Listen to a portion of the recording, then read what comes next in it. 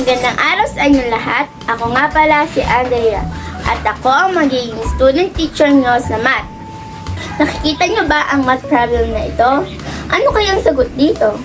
16 kaya o 11? Para walang away, meron tayong tinatawag na batas statiko sa math. Ito ang PEMDAS. At ito ang pag-aaralan natin ngayon. Ano nga ba ang PEMDAS? Sabayan ninyo ako. Ang P ay ang parenthesis, ang mga numerong nakakulong. M ay ang multiplication. Ito ang pagpaparami ng mga numero.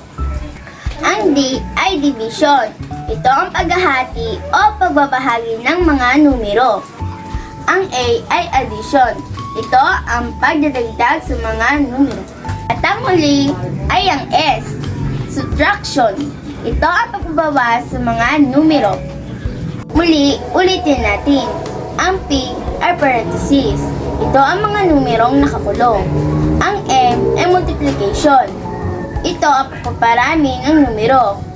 Ang D ay division. Ito ang paghahati o pagbabahagi ng mga numero. Ang A ay addition. Ito ang pagdadagdag ng mga numero. Ang huli ay ang S. Ito ang subtraction. Ito ang pagbabawas ng mga numero. Balikan natin ang problem kanina.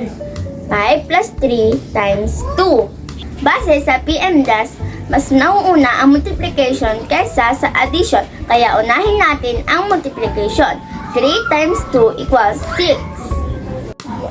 Ngayon ay isunod naman natin ang addition.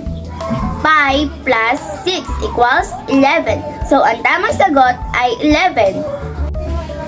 Ngayon, kayo naman. Maaari nyo bang sagutan ito? Bago yung sagutan, i-pause nyo muna ang video. Ayan, tapos na kayo. Subukan naman nating sagutan.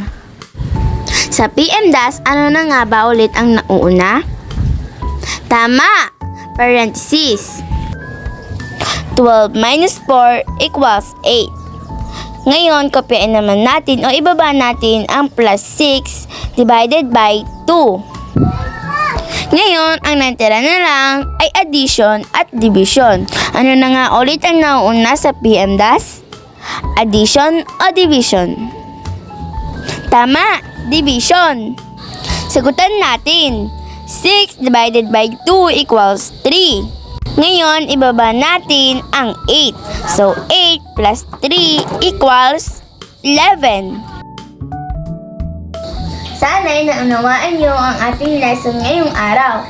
Ako nga pala ulit si Andrea. Yun lang po, maraming salamat po sa panonood.